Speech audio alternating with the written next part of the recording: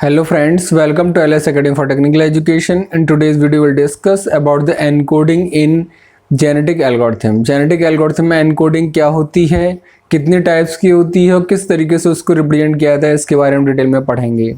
इनमें से जो एक स्पेसिफिक टाइप की एनकोडिंग है that is called binary encoding, वो आपके AK2 एग्जामिनेशन में पूछी गई है। इसके अलावा भी और तरह की एनकोडिंग एग्जिस्ट करती हैं जिनके बारे में आज की वीडियो में हम जानेंगे। सबसे पहले समझते हैं कि बाइनरी एनकोडिंग या जो बाकी एनकोडिंग है उनको समझने से पहले हमें पता होना चाहिए एनकोडिंग का मतलब क्या है जेनेटिक एल्गोरिथम के पॉइंट ऑफ व्यू से। तो एनकोडिंग क्या है? Encoding is the process of representing individual genes. The encoding depends mainly on solving the problem. इसका मतलब क्या है? यहाँ पे क्या लिखा हुआ है? एनकोडिंग किसके प्रोसेस को रिप्रेजेंट कर रहा है? Individual jeans. इंडिविजुअल जीन्स किसमें बताई थी हमने आपको प्रीवियस वीडियोस में? क्रोमोसोम्स। क्रोमोसोम्स में जो आपकी इंडिविजुअल जीन्स होती हैं उनको हम कैसे रिप्रेजेंट करते हैं, यानी क्रोमोसोम्स जो आपके होते थे, chromosomes means a solution, set of chromosomes means a set of solution to solve a problem. किसी भी प्रॉब्लम को सॉल्व करने के लिए हम जेनेटिक एल्गोरिथम यूज कर रहे हैं। अब उसके जो सेट ऑफ पॉसिबल सॉल्यूशंस होते हैं उसको हम कैसे रिप्रेजेंट करते थे? क्रोमोसोम्स की फॉर्म में। अब क्रोमोसोम्स को हम किस तरीके से रिप्रेजेंट करते थे? एक कॉम्बिनेशन ऑफ जीन्स। और जो जीन्स होती हैं उसकी इंडिविजुअल जो आपकी वैल्यूज होती हैं उसको कैसे रिप्रेजेंट करना है? क्रोमोसोम्स या सॉल्यूशन की जो इंडिविजुअल जीन्स होती हैं, जो इंडिविजुअल वैल्यूज होती हैं, उन वैल्यूज को हम कैसे कैसे रिप्रेजेंट कर सकते हैं, वो आपका एनकोडिंग कहलाता है। क्या हम उसे बिट्स की फॉर्म में रिप्रेजेंट कर रहे हैं? क्या हम उसे डेसिमल नंबर की फॉर्म में रिप्रेजेंट कर रहे हैं? क्या हम उसे ऑक्टल में रिप्रेजेंट कर रहे हैं? या उसे हेक्साडेसिमल में रिप्रेजेंट कर रहे हैं? या एक से ज़्यादा तरीके के कॉम्बिनेशन में रिप्रेजेंट कर रहे हैं जिसमें हेक्साडेसिमल भी होगा, हो सकता है जिसमें इंटीजर भी हो और भी तरह की वैल्यूज़ हों। तो किस किस तरीके से हम किसी भी क्रोमोसोम्स की इंडिविजुअल जीन्स को रिप्रेजेंट कर सकते हैं, वो आपका क्या कहलाता है? एनकोडिंग कहलाता है। और कौन सी वाली एनकोडिंग यूज करनी है ये किस पे डिपेंड करेगा? ये डिपेंड करेगा किस प्रॉब्लम का आप सॉल्यूशन निकालने जा रहे हैं। ठीक है, तो एनकोडिंग मतलब किस तरीके से इंडिविजुअल जीन को रिप्रेजेंट करना है। और किस पे डिपेंड करती है ये? Solving the problem. किस प्रॉब्लम का सॉल्यूशन हम ड्राइव करने जा रहे हैं, किस प्रॉब्लम का ऑप्टिमाइज सॉल्यूशन हम निकालने जा रहे हैं। ठीक है, तो टाइप ऑफ एनकोडिंग जो होती है, सबसे पहले जैसे मैंने आपको बताया कि बाइनरी एनकोडिंग होती है। बाइनरी एनकोडिंग जैसा कि नाम से क्लियर है कि इसमें हम किसकी वैल्यूज का यूज करेंगे? दो पॉसिबल वैल्यूज यूज करेंगे, 0 और 1, यानी कि बाइनरी स्ट्रिंग की फॉर्म में जो क्रोमोसोम्स होंगे उनकी वैल्यूज को रिप्रेजेंट करेंगे। So the most common way of encoding is the binary string. जैसे क्रोमोसोम 1 है, 1011 इस तरह से रिप्रेजेंट किया गया। क्रोमोसोम 2 है, इस 0110 इस तरीके से रिप्रेजेंट किया गया। तो हम क्या यूज कर रहे हैं?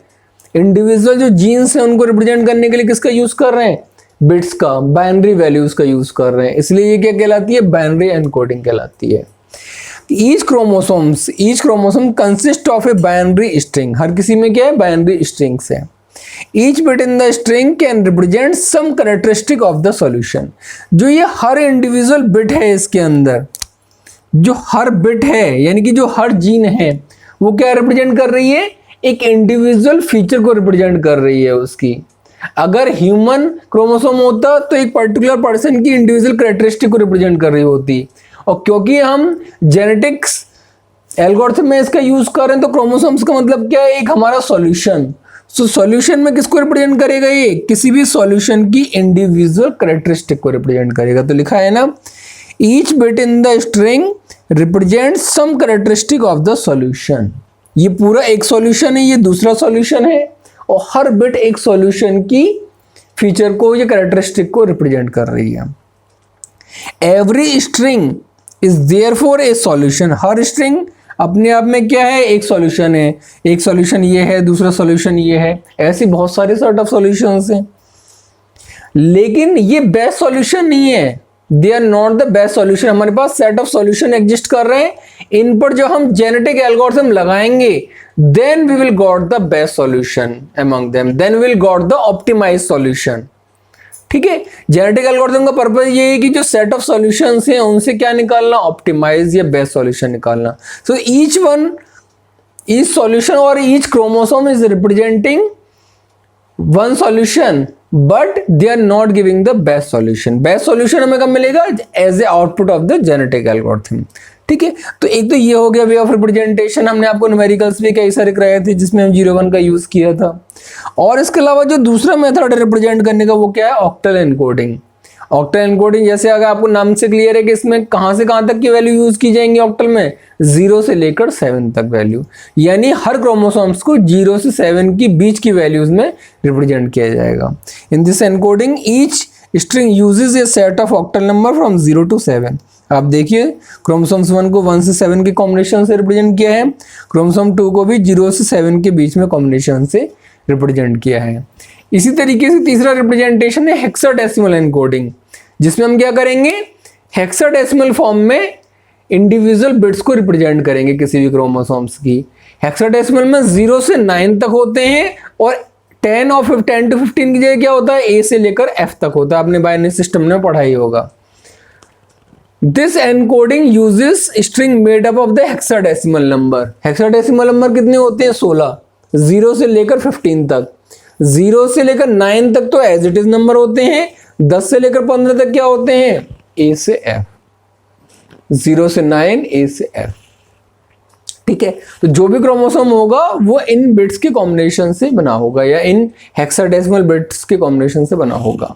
जैसे पहला क्रोमोसोम लिखा हुआ है 2AD4F, इसमें जो भी नंबर होगा वो 0 से 9 और ए से एफ के बीच में होगा. ऐसे ही दूसरा क्रोमोसोम दे रखा है A05CE, ये भी 0 से 9 या ए से एफ तक के नंबर से कॉम्बिनेशन से मिलके बना है.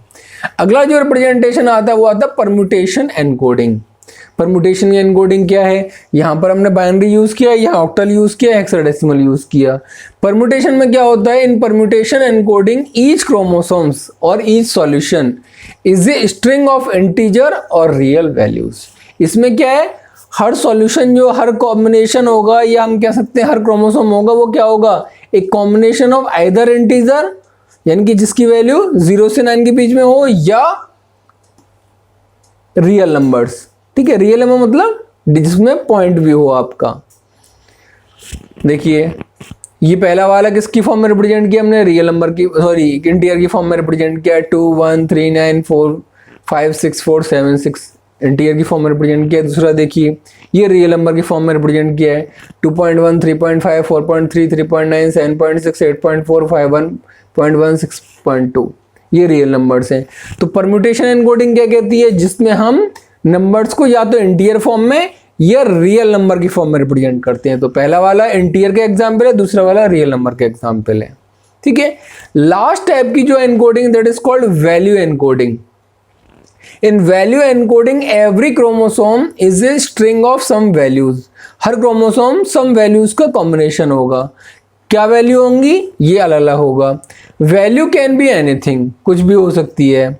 कनेक्टेड टू द प्रॉब्लम, मतलब जो भी वैल्यू होगी वो प्रॉब्लम के हिसाब से अलग अलग वेरी कर सकती है. It can B integer value, it can be real value जो कि इन दोनों में थी, इट कैन बी कैरेक्टर और it can B combination of words. कैसे ये देख लेते हैं. क्रोमोसोम्स 1 है, इसमें किस तरीके से रिप्रेजेंट किया, इंटीजर फॉर्म में रिप्रेजेंट कर रखा है.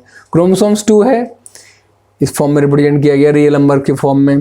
क्रोमोसोम्स 3 है, ये किसकी फॉर्म में रिप्रेजेंट किया गया, कैरेक्टर्स AEBADFAGL, जो भी आपके अल्फाबेटिकल कैरेक्टर्स हैं उनकी फॉर्म में रिप्रेजेंट किया जा सकता है. और last one is the chromosome 4, जिसमें जो लिखा हुआ है हमने हर जीन क्या है, जैसे पहली जीन है बैक, दूसरी है बैक, तीसरी है राइट, चौथी है फॉरवर्ड, पांचवी है लेफ्ट.